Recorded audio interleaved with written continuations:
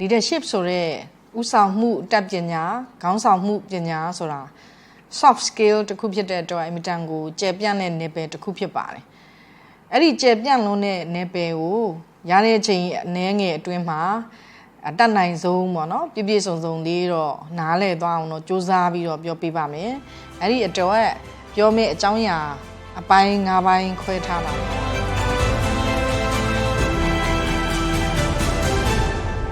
ပထမဆုံးတစ်ပိုင်းကတော့ overview of leadership ပေါ့ leadership နဲ့ပတ်သက်ပြီးတော့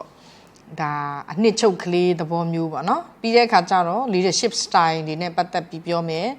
နောက်တစ်ခါကျတော့ leader တယောက်နဲ့ပတ်သက်တဲ့ CCA ပေါ့ C နှလုံးနဲ့ A တစ်လုံးပေါ့နော်ပထမ C က characteristics ပါနောက် C တစ်လုံးက competencies နောက် D တစ်လုံးကတော့ attitude ပေါ့leader တယောက်ဖြစ်ဖို့အတွက်ရှိရမယ့်ပင်ကိုယ်စရိုက်လက္ခဏာတွေသူ့ရဲ့ရည်ချင်းတွေနဲ့သူ့ရဲ့စိတ်နေသဘောထားတွေပေါ့နော်ဒီဟာလေးတွေကိုပြောသွားမယ်နောက်တစ်ပိုင်းက practices of the leader တယောက်ရဲ့ပြုမှုလုပ်ဆောင်ပုံဘယ်လိုပုံစံမျိုးနဲ့သွားတင်တယ်လဲဆိုတာလေးပေါ့နော်အဲ့တော့နောက်ဆုံးတစ်ခုကတော့21ရာစုရဲ့ဒီ leadership နဲ့ပတ်သက်ပြီးတော့ဘယ်ချက်တွေကိုသိသင့်လဲဆိုပြီးတော့ဒီပိုင်း၅ပိုင်းပြောပြသွားပါမယ်ဆိုတော့ leadership နဲ့ပတ်သက်ပြီးပထမဆုံးအပိုင်းတစ်ခုကိုမပြောခင်မှာပညာရှင်2ယောက်နဲ့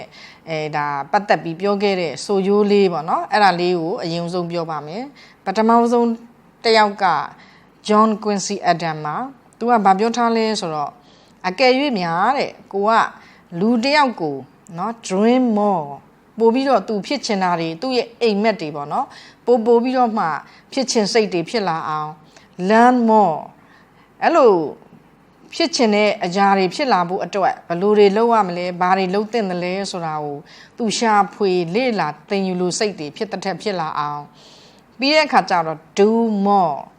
ပို့ပြီးတော့လဲလုပ်တဲ့ထက်လုပ်အောင်